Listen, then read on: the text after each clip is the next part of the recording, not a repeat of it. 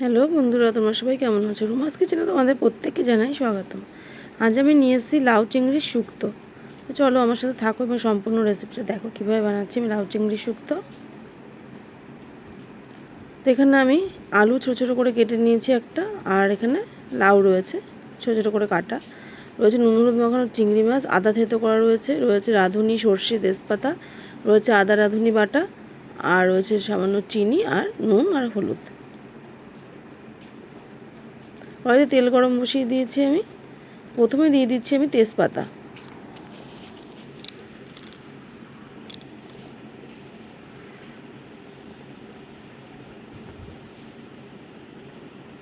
এবার দিয়ে দিচ্ছি আমি সর্ষে আর রাধুনি, হালকা ভেজে নিচ্ছি আমি। এবার দিয়ে দিচ্ছি আমি থেতো করে রাখা আদা,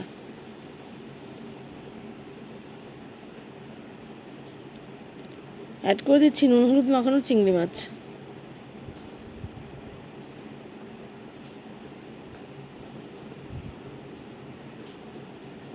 হালকা ভেজে নিচ্ছি চিংড়ি মাছটা খুব একটা বেশি ভাজার দরকার নেই, খুব ভাজলে কি হয় স্টিফ হয়ে যায়, শক্ত হয়ে যায়।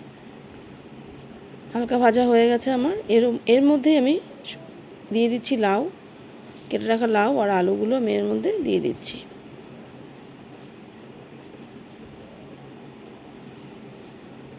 ভালো মতো আমি উল্টে পাল্টে নেড়ে চেড়ে নিচ্ছি।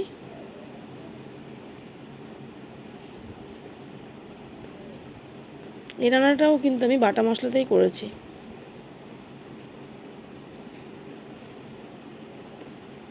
হালকা কষানো হয়ে এসছে আমার। এবার আমি এর মধ্যে নুন হলুদ অ্যাড করে দেবো। হালকা নিয়ে নিচ্ছি নুন হলুদ দিয়ে।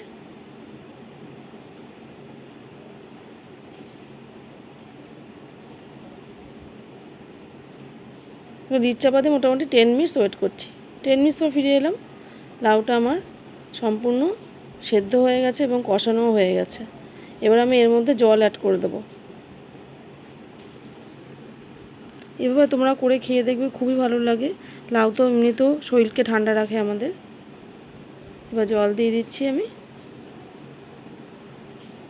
ভালো মতো সবজি লাউ এবং আলুটাকে ভালো মতো জলের সাথে মিশিয়ে নিচ্ছি আমি।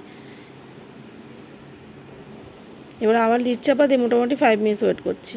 তো 5 মিনিটস পর ফিরে এলাম। লাউটাও সেদ্ধ হয়ে গেছে, আলুটাও সেদ্ধ হয়ে গেছে। এবার আমি অ্যাড করে দেবো বেটে রাখা আদা আর রাধুনি পেস্ট।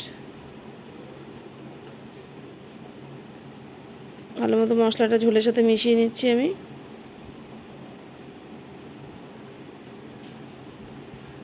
দিয়ে দিচ্ছি সামান্য চিনি, কারণ শুক্তোটা একটু মিষ্টি মিষ্টি হয়, ভালো লাগে। শুক্তোটা মিষ্টি মিষ্টি হলেই ভালো লাগে।